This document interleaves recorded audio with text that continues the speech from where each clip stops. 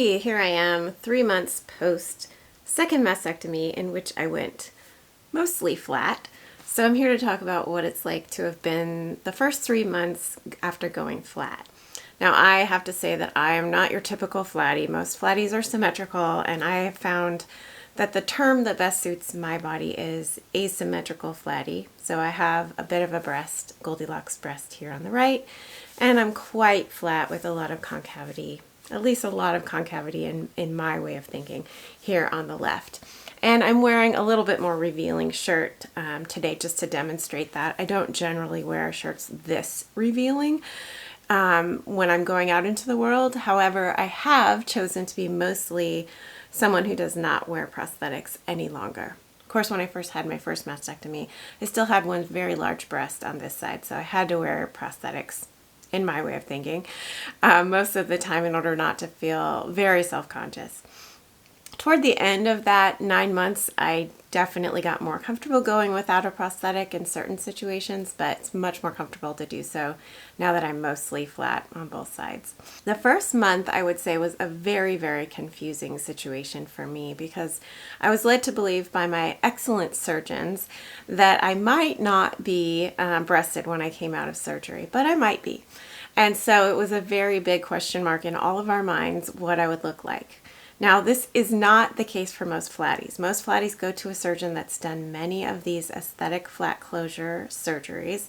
They know exactly what the outcome is going to look like, and they have pictures of people with your type of body to show you ahead of time. So you don't need to go into the experience of flat with a total big question mark mystery in your mind like I did.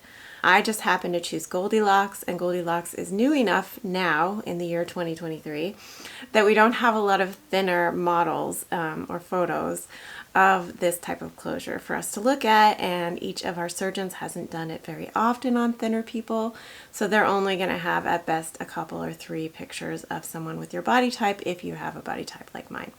Therefore, they didn't know what I was going to look like. Also, they don't ever know how much fat is under your skin, and so they can't guarantee, even when they do have pictures of someone with your body type, when it comes to Goldilocks. So if you want a guarantee of what it's going to look like, I recommend aesthetic flat closure without Goldilocks, without saving any of that extra skin to serve as padding on your breasts like I have here. I have a little bit of skin that's just serving as padding that goes all the way from under my armpit here to around to where my cleavage is here. But surprisingly, I actually have more cleavage on my flat side because I have a little bit of cleavage right here where I don't have as much up here. It's just down here. So very asymmetrical if you got me in the nude or saw any of my topless photos, which are widely available both here now and on my Instagram account if you're interested.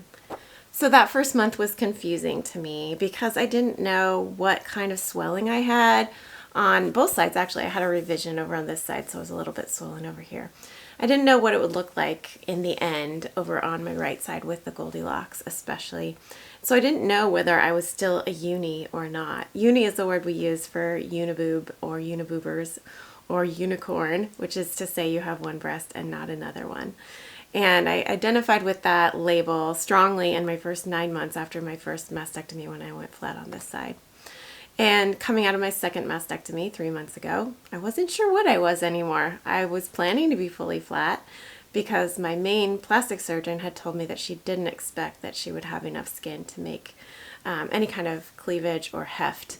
In the end, she did, so I do still identify as a uni of sorts. I don't have a full breast, a natural breast, or a nipple, so I'm not your typical uni, which definitely tends to mean that you still have one natural breast.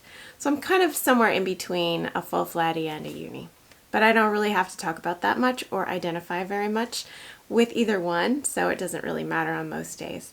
I did go to a retreat recently where the unis broke out for a photograph, and I struggled with whether I should join them for that photograph. And I ended up joining them in the end. So I'll show you that photo here. It's a beautiful photograph.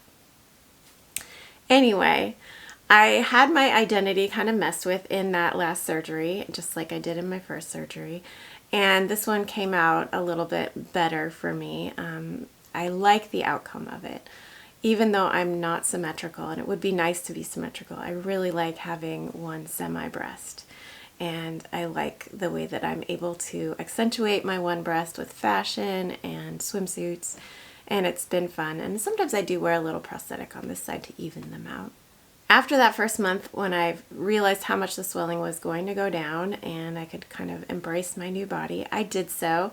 I celebrated with my friends and I came out as a full flatty and really enjoyed that process. There was not a lot of sadness in it for me. A lot of the sadness that happened for me happened a little over a year ago when I had my first mastectomy. So I didn't have a lot of residual grief or loss or grieving to do, which was really nice. Just really kind of got on with the experiment of what I wanted to wear in my new body and how I wanted to present to the world. And luckily, it was during the season of September, October, which is breast cancer awareness time. And the breast cancer awareness walks in my community started in mid-September this year. And so I was able to do that surrounded by friends and other flatties that were extremely supportive of me and affirming of my new body. It's been a really wonderful, safe time to explore and express my new body. So like I said, what I've decided is to not wear a prosthetic on most days, not even to work or to the gym. Once in a while I'll wear a sports bra only to the gym, and I will have a small pad in this side of my bra. But most days I'm not worrying about it so much. I don't wear tight-fitting clothes like this one is, or thin clothes like this one is.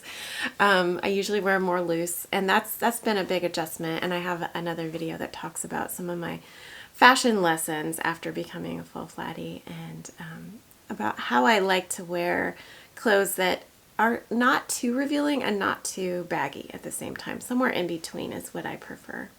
And then there are the subject of your friends and your family and how to kind of first face them. I guess that's the hardest thing for me, has been to deal with my family's expectations around what they perceive to be a big loss, and I don't perceive to be quite as big a loss probably as what they perceive it to be.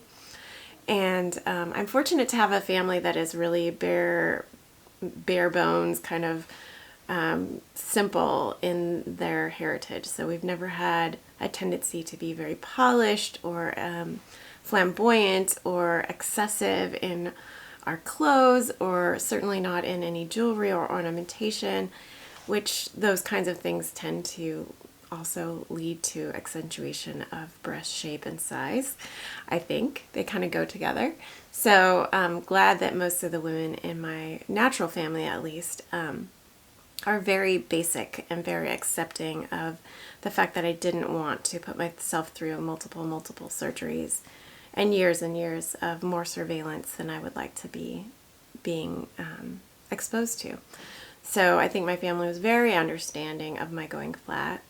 I think my mom was grieved more than anyone at first, but then she saw how joyful I was with my flat group of friends, and she's really come to appreciate their role in my life, and she seems to be able to not be bothered by my new natural shape any longer, which has been so nice for me to see, because I didn't want to always kind of throw it in her face or flaunt my flat around her when I felt like it was grieving her. I don't feel like it grieves her anymore after month 3 now. So I think that I can really be myself with her, which is really nice. I really value being myself with her. And so that's been a really nice transition and process to have come through. And I'm proud of myself to have made it through that far. I spent a lot of time with my mom because I'm her caregiver. I spend 1 or 2 days a week with her usually. And so I can't really get away from her or pretend with her. And I think I was tempted to use prosthetics more with her just for her own comfort. And I think that would have been more comfortable for her at first. But in the long run, now I can be more myself with her. And so my risks and trials have paid off. And that's really nice. Of course, if you're thinking about becoming a flatty like me, one of the questions in your mind is, will people notice? And yeah, I mean, I've had a lot of time to think about that because it was 9 months between my first mastectomy and my second mastectomy. And so I noticed whether people noticed if I wore a prosthetic on one side or not for those 9 months. And I noticed after wearing a prosthetic for 9 months and then not wearing any prosthetics and being flat, whether people noticed. And I'm here to tell you, most people don't notice and they don't care. And that's really refreshing. Now, I do have a very thin body, and so having very little breastage is pretty normal for a thin body. And I think most women with my body type do have small breasts. And so in my case, I think my large breasts were pretty distracting for most, especially men, who would notice my thin body and my large breasts and were geared towards noticing that. But I don't think most women are. At least not women in my life. So I live in a rural part of the world. I don't live in LA or New York, so maybe it's a little bit different in the more urban centers and fashion centers. But I actually feel less conspicuous with no breasts than I did with big breasts. And I think that if you have a larger size body, and especially a larger size trunk or rear end, you will get more looks if you have no breasts. That's definitely the truth. I've met plenty of women who are pear-shaped and feel very self-conscious about it. But I've also met plenty of women who are pear-shaped and do not wear prosthetics because they have found their community and found support, and they just don't give a rip what people think. Most of them are older, of course. By the time you've gotten pear-shaped, usually you are older. So that's part of the territory of aging. But I don't plan on being terribly pear-shaped. I don't think it's in my genetics to be so. So I will probably just look very, very thin. And I probably will put on a little bit more weight as I'm headed into menopause. And I'm glad for that because I don't want to look disturbingly thin. Having no breasts definitely adds to my thinness factor. And I've always struggled with looking a little bit underweight. So I'm definitely embracing what's coming with menopause, which is a little bit of a slower metabolism. Yeah, once in a while I get a little self-conscious at work, and if there's somebody that's been snarky to me at work, I don't necessarily want to be in an elevator alone with that person and have them looking at my chest. But I'm not caught up in it enough that I want to take an extra 10 minutes to put in a prosthetic and wear a bra that day. It just hasn't been valuable enough to me. And that kind of surprised me, actually, honestly, after being willing to wear a prosthetic almost every day to work before when I had one breast. I thought it would be worth my time, but it just isn't anymore. I just don't really care. And the clothes that I'm choosing to wear are not that form-fitting that it makes it really obvious that I'm asymmetrical anyway. So at work, I'm just letting myself go and not wear a bra most of the time, which is really great. It's so fun to not have to wear a bra. It makes things so much more comfortable, especially in the summer when it's getting hot out. And when I do wear a bra, a lot of the times it just kind of hikes up and bothers me. So it's not always the most convenient option either. Really, it's just the handful bras that I've found that really keep me in place and have that strong rib band that really holds me tight.